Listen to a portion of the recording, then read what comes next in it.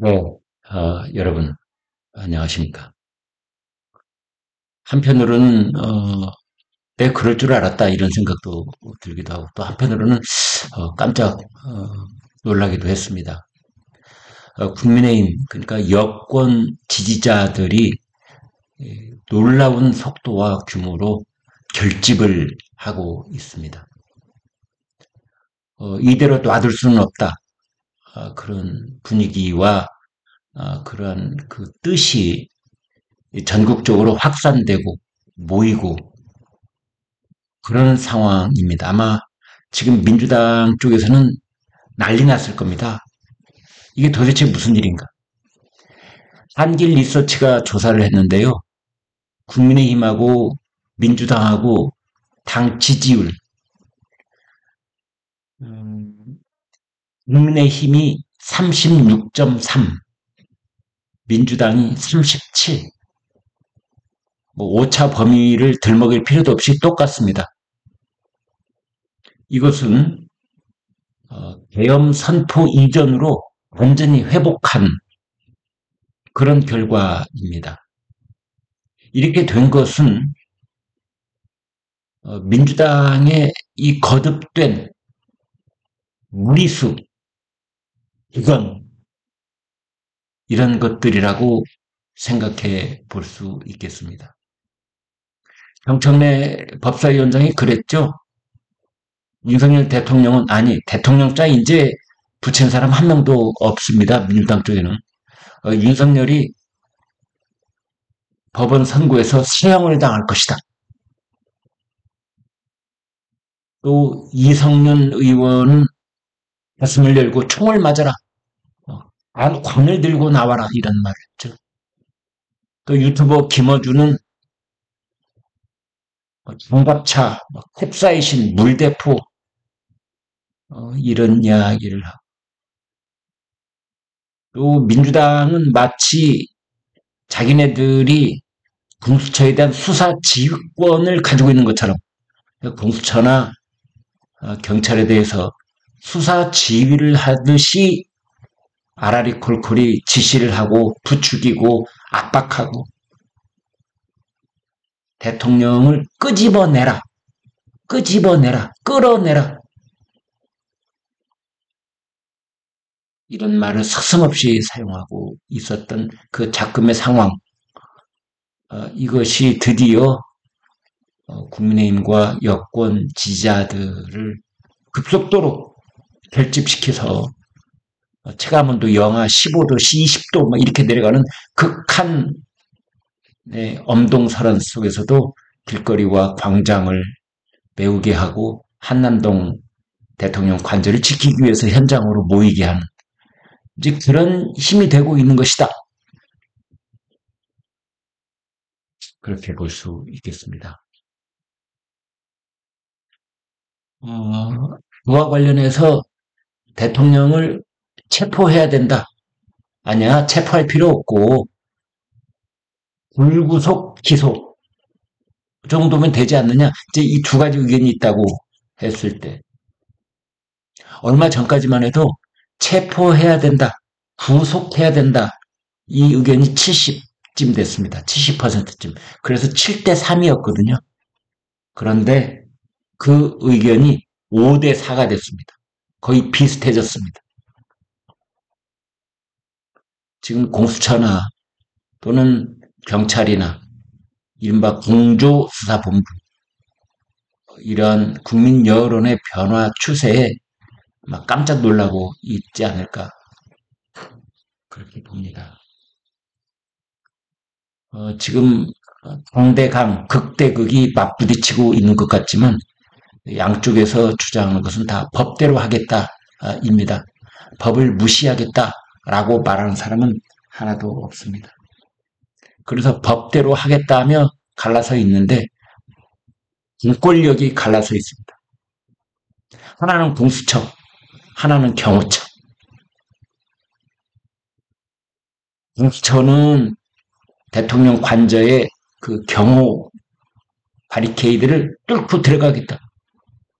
경호처는 막겠다. 양쪽 다 자신들의 법이 있는 겁니다. 자신들의 업무가 있는 겁니다. 그래서 양쪽에서 똑같이 우리의 업무를 방해하지 마라. 우리를 자꾸 무력화시키려고 한다면 그것은 업무 방해다. 이렇게 맞서 있는 것이지요. 윤석열 대통령 측은 체포영장에 대해서 응하지 않는 이유, 누차 말씀드립니다만 세 가지가 있습니다. 첫 번째, 공수처는 내란죄를 수사할 권한이 없다. 어디에도 내란죄 수사 권한은 적시되어 있는 부분이 없습니다. 내란죄는 오로지 경찰만이 수사할 수 있습니다. 이 누가 이렇게 만들어놨느냐? 민주당이 만들어놨어요. 민주당은 할 말 하나도 없습니다. 검경 수사권 조정 그거 해가지고 그동안 공수처의 검사든지 검찰의 검사들이 가지고 있었던 내란죄 수사 권한을 모조리 뺏어가지고 경찰한테 다 줘놨어요. 그래서 이번에 내란죄 혐의로 체포영장, 수색영장을 받으려면 검찰이 받아야 됐던 겁니다. 그런데 공수처가 영장을 받아놓고 자기네들이 생색을 내려고 맨 앞장 서가지고 들어가 봤는데 이게 안 되니까. 엊그제 체포는 경찰이 해. 경찰이 체포해야 하면 우리가 신병 인도는 우리 공수처가 할게. 우리는 대통령 관저에 가서 영장 줄줄줄줄줄이 있고 그 다음에 여기에 대해서 할 말 있는 거 우리 딱 넥타이 메고 가서 얘기하고 우리는 뒤돌아 나올 테니까 그 다음에 가서 몸싸움하고 험한 일은 경찰이 해. 이러니까 경찰이 우리가 무슨 공수처의 사청업체냐 이러면서 거부해버렸잖아요. 그래서 오동훈 공수처장 아주 모양 빠지게 돼버린 거죠. 아무튼 이런 일들이 벌어지는 이유가 뭐냐? 공수처가 내란죄 수사 권한이 없음에도 불구하고 그것을 밀어붙여서 지금 벌어지는 일. 이건 이제 윤석열 대통령 측 대리인단이 지적하고 있는 것이죠. 두 번째는 뭐냐? 서울 서부지법에서 체포영장을 발부를 할 때 형사소송법 제110조, 제111조 인사상 비밀지역은 관할 책임자의 승낙이 있어야만 수색을 할 수 있다. 그 부분이 빼버린 겁니다. 영장에다가 뺐다고 적시를 해놨어요. 심지어. 이런 빌어먹을 체포영장이 어디가 있습니까? 그래서 일개 영장 판사가 입법권을 훼손하는 것이다. 이런 지적이 나오고 있는 것이죠. 그 다음 세 번째. 공수처는 모든 영장 신청을 서울중앙지법에 하도록 되어 있습니다. 서울중앙지법에. 명문화 되어 있어요. 그런데 무슨 이유에서 있는지 한간에 떠도는 소문처럼 서울 서부지법에 좌파 성향의 판사들이 많아서 그랬는지 이거는 제가 말하지 않겠습니다. 확인할 수 없는 것이기 때문에. 아무튼 그래서 그랬는지 어째서 그랬는지 몰라도 서울 서부지법에 영장을 신청하고 두 번째 영장도 서울 서부지법에 신청을 했습니다. 그래서 윤석열 대통령 측은 서울중앙지법에 해라.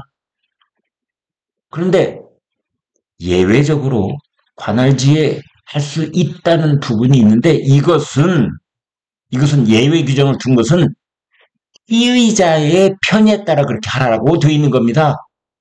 피의자가 원할 경우에 피의자의 편의에 따라서 여기서 피의자는 누구냐?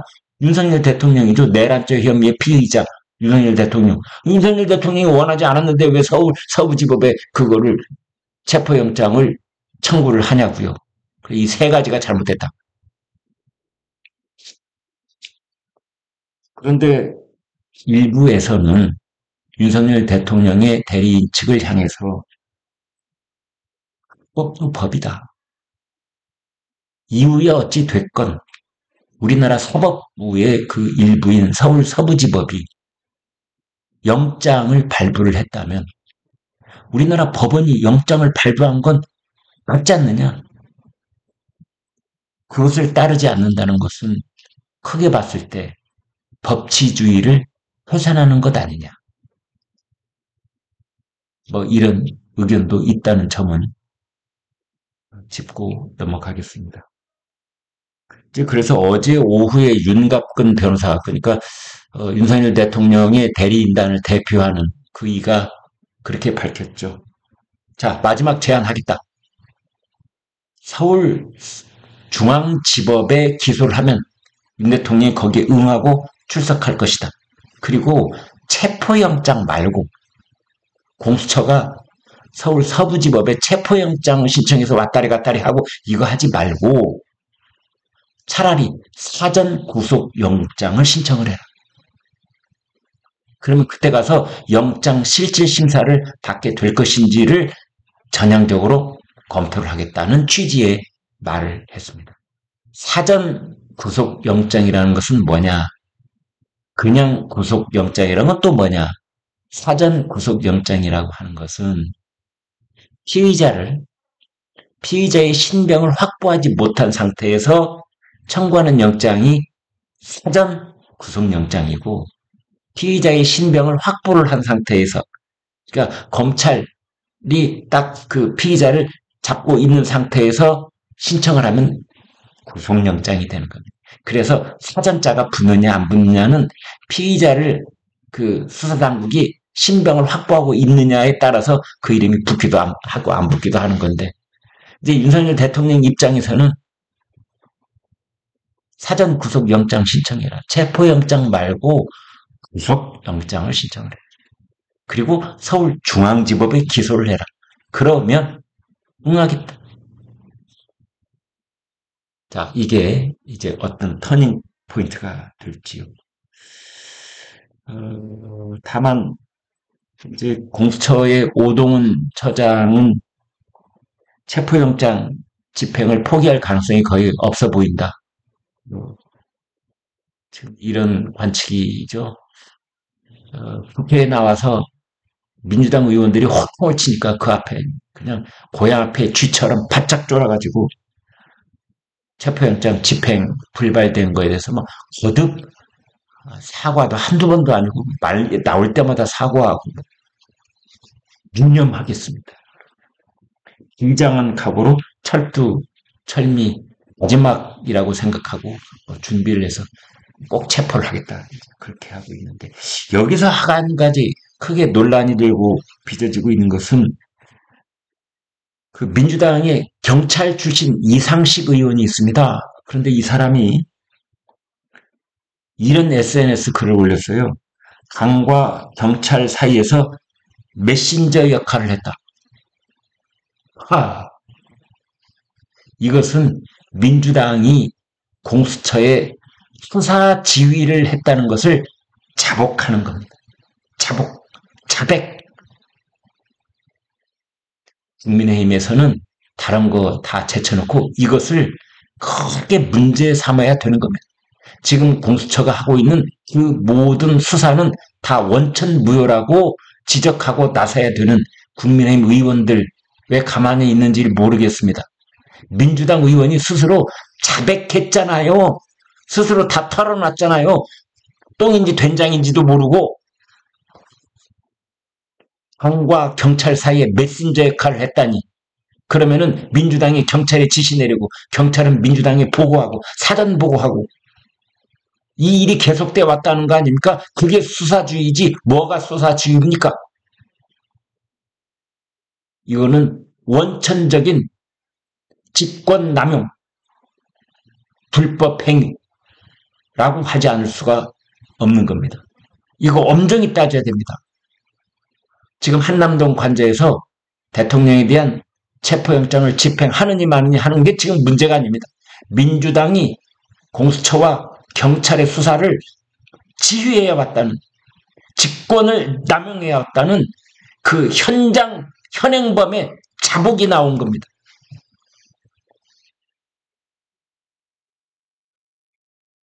아무튼 공수처는 공무집행 방해하지 말아라 그러고 있고, 경호처는 경호구역 무단 침입하지 말아라. 그러고 있고. 일부 언론에서 뭐 유혈 충돌이 우려된다. 유혈 충돌 이런 말까지 나오고 있습니다. 경찰 병력과 경호 병력이 양측이 개인 화기로 무장을 한 상태에서 맞닥뜨리게 되면 개인 화기는 개인 권총의 그 수준에 있는 것도 있지만 경기관총을 소지할 수도 있습니다. 경호원들은 경기관총을 소지할 수 있습니다. 그런데 여기에 뭐 헬기를 등원한다, 특수기동대가 나온다, 물대포를 쓴다, 캡사이신을 거론하는 인간이 있는가 하면 특수레카차를 동원한다, 경찰 특공대, 대테러부대, 경찰 특공대를 투입한다, 심지어 뭐 장갑차가 동원된다는 얘기까지 나오고 있습니다. 최상목 대통령 권한대행에 대해서 야당 쪽에서는 직무유기로 고발을 하겠다 이렇게 으름장을 놓고 있고, 여당과 대통령실에서는 경호 인력을 보강해달라는 그 요청을 최상목 대행한테 하고 있습니다. 전쟁 용어가 이제는 아무렇지도 않게 등장을 하고 있습니다. 박찬대 민주당 원내대표 임전무퇴의 자세로 영장 집행을 해달라. 임전무퇴, 전쟁할 때 쓰는 말이죠. 이에 대해서 대통령실에서는 대통령 관저 일대는 국가 안보와 직결되는 보안시설이다. 이렇게 말하고 있습니다. 저희 시청자 한 분이 이런 말씀을 저한테 해 오셨습니다. 간단하게 저한테 물으셨습니다. 누가 정부군이고 누가 반란군인가? 현직 국가 원수인 현직 대통령을 공격하는 쪽이 정부군인가? 그쪽이 반란군인가? 현직 대통령을 공격하는 쪽, 정부 수반이자 국가 원수인 대통령을 공격하는 쪽, 그쪽이 반란군 아니냐? 대법원과 헌법재판소에서 유죄의 취지의 선고가 나오기 전까지 현직 대통령을 지키고자 하는 쪽이 정부군 아니냐? 우리가 뭐 아프리카에서, 남미에서, 뭐 중동에서 이런저런 사태가 벌어질 때 흔히 정부군, 반란군 이런 표현을 썼는데 그게 남의 일이 아니었군.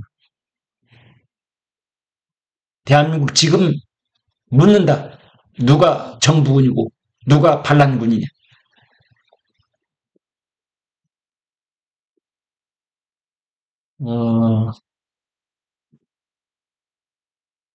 지금 어제 이제 쌍특검이 다 부결이 됐잖아요. 재표결해서. 그런데 이제 국민의힘에서 내란 특검에 이탈표가 6표, 그다음에 김건희 특검 4표 뭐 등등 나왔다. 이제 이런 얘기를 하는데, 그래서 지금 그 민주당도 수정안을 내놓고 국민의힘도 수정안을 내놓고 그러고 있습니다. 거기 핵심은 뭐냐면 내란 특검을 하되 거기에 이제 야당이 특검을 일방적으로 추천하게 되어 있는 것을 제3자 추천, 예를 들면 뭐 대법원장이 추천하게 한다든지 이런 식으로 의견 접근을 할 가능성이 매우 높아지고 있습니다. 따라서 여야가 합의로 내란 특검을 발의를 하고 오늘 중으로 발의를 할 가능성이 있다는 거죠. 그러면은 다음 주 14일 혹은 16일 본회의에서 재표결을 하게 되면, 재표결이 아니라 그걸 이제 본회의에 상정을 해서 표결을 하게 되면 아마 최상목 대통령 권한대행도 이걸 공포할 가능성이 있다. 이게 지금 민주당 쪽이나 국민의힘 쪽이나 혹은 대통령실이나 다 찬성할 가능성이 있는 이유가 뭐냐면요. 지금까지 공수처, 공조수사본부, 그러니까 공수처와 경찰이 해왔던 수사를 모두 다 특검으로 넘겨야 됩니다. 그래서 지금까지 아까 말씀드린 수사 주체의 적법성 논란도 일단락이 될 수 있는 겁니다. 민주당 쪽에서 봤을 때나 국민의힘 쪽에서 봤을 때나 이게 다 정리가 될 수 있다. 그런데 특검을 준비를 하려면 약 20일쯤 걸립니다. 이제 그렇게 해서 날짜를 따져보면 2월 10일쯤에 내란 특검이 출범을 할 수 있는 것이다.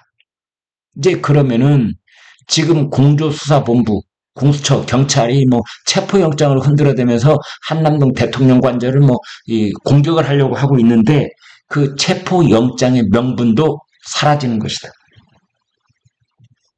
그나저나 뭐 이 대치 국면은 당분간 계속되는 것 아니냐 이런 말도 나오고 있습니다만 아무튼 여야 합의로 내란 특검이 발의가 되고 그것이 다음 주에 표결에 이어지게 된다면 그것이 통과되고 최상목 대행이 공포를 하게 되면 이제 내란 특검이 별도로 출범을 하고 지금까지 있었던 모든 논란은 이제 쓰레기장으로 버려버리고 이제 새로 출발을 하게 된다. 그런데 문제는 헌법재판소에서 내 하나 대통령에 대한 탄핵소추가 인용이 되게 되면 조기 대선이 치러질 텐데 조기 대선 내내 이 내란 특검이 계속 진행되는 상황 속에서 특검이 치러지면 아니 대선이 치러지면 야당이 압도적으로 유리한 국면이 되는 것 아니냐. 또 이런 지적도 나오고 있습니다. 네, 여기까지 하겠습니다. 여러분 고맙습니다.